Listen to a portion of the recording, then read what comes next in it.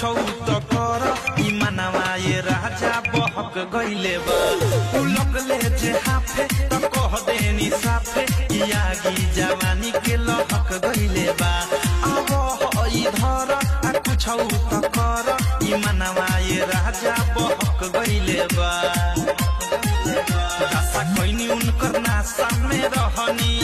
उहे भइल जवन हम सखी चाहनी